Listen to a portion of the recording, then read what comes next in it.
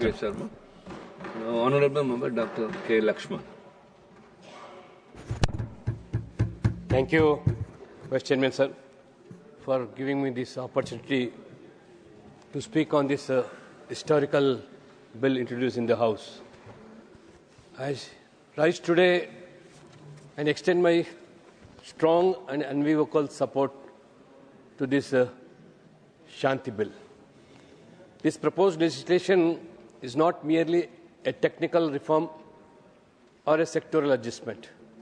It is a forward-looking national statement reflecting India's confidence, maturity, and readiness to lead in clean, reliable, and responsible energy for the 21st century. Under the leadership of our beloved Prime Minister Narendra Modi ji, who is the man who takes a bold decisions to see that India marches ahead. And he also demonstrated bold reforms. And he strongly believes in three principles: reform, perform, and transform. And the philosophy is reform with foresight, growth with safeguards, and development with dignity.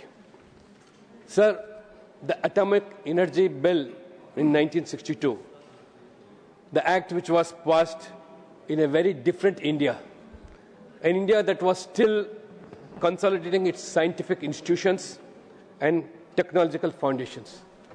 At that time, it was appropriate that nuclear energy remained strictly within the domain of central government. No.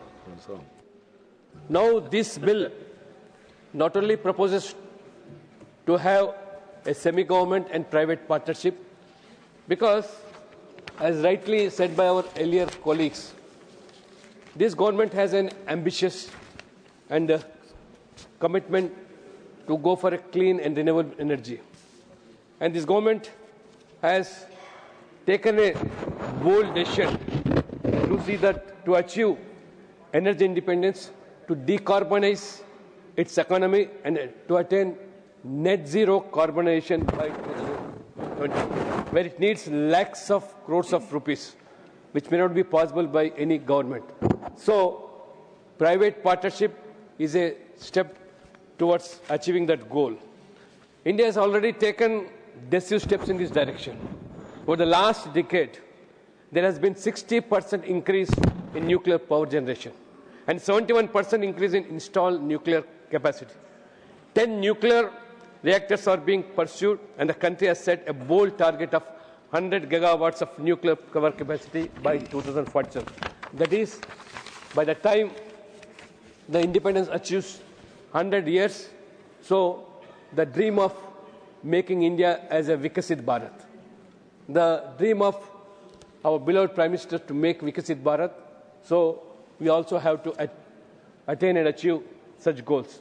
But unfortunately, Congress, during its regime, UPA, celebrated the Indo-US civil nuclear agreement, but lacked the courage, clarity, and the competence to operationalize. Congress wanted the optics of reforms, but not the responsibility of governance. Congress' opposition to nuclear energy has always been rooted in fear-mongering rather than facts. It was always, during 10 years' rule, it was policy paralysis, and it was under pressure from its coalition partners to take any decisions, and somehow we lost a precious decade where India lost. Honorable Sir, the particular instances where states like Telangana, which is upcoming in data centers and technology, cloud computing, fintech and artificial intelligence, and digital services. Hyderabad today attracts large-scale investments and that demand uninterrupted high-quality power supply. The consumption has increased in many-fold. Right from now, shortage to surplus, the electoral sector now, which has come up in Modi's regime. In this Shanti bill, it's not just an energy reform. It is a digital economy enabler. And particularly to achieve this target, government has come out with a major nuclear energy mission in the current union budget. Under this mission, India aims to develop at least 5 indigenously designed SMRs by 2033 and to achieve 100 gigawatts of nuclear capacity by 2047. So, India's largest nuclear project recently, our beloved Prime Minister Narendra Modi ji has launched a nuclear power plant at Mahi Banswara in Rajasthan, wherein 4 into 700 megawatt projects of Anushakti Vidyut Nigam Limited with a cost of 42,000 crores is a part of India's fleet mode of program. Sir, I fail to understand why our opposition and critics, when this Shanti bill has come up, why they are so Ashanti. I fail to understand. But this not only being a clean and energy sector, but also helps in social good and public welfare.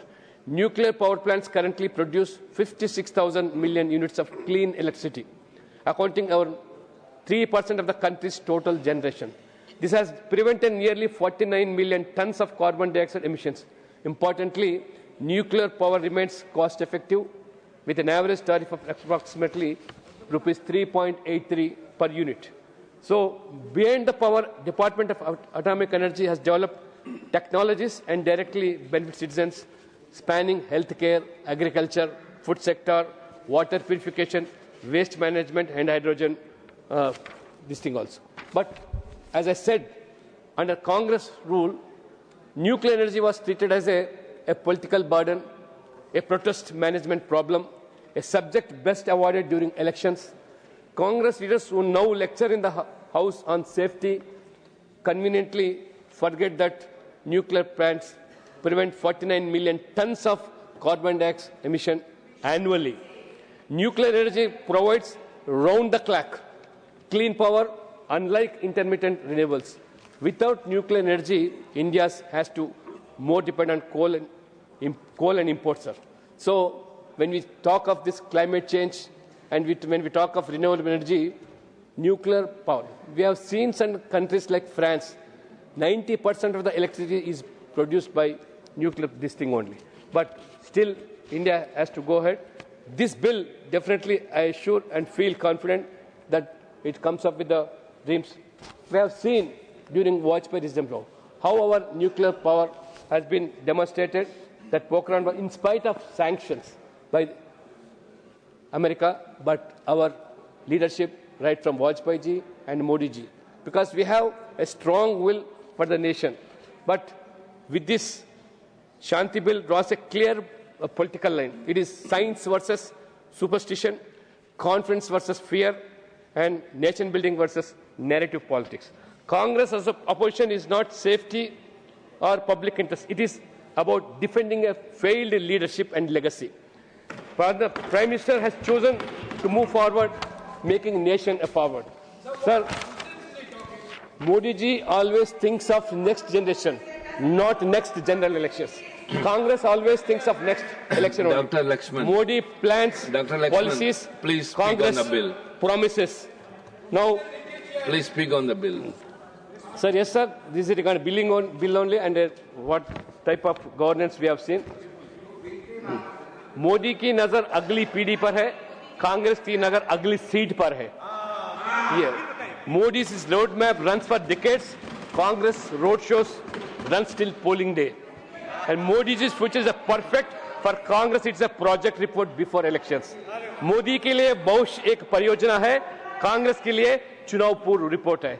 Modi's plans for tomorrow's India, Congress plans for tomorrow's polls. This is the change we can see between the leadership. So, the entire country now believes in the leadership of Modi ji, where Modi, the dream of making Vikasit Bharat, developed India by 2047. I am sure and confident this bill definitely makes India a progressive India in all fields. I strongly support in this bill, sir. Thank you, and thank you very much.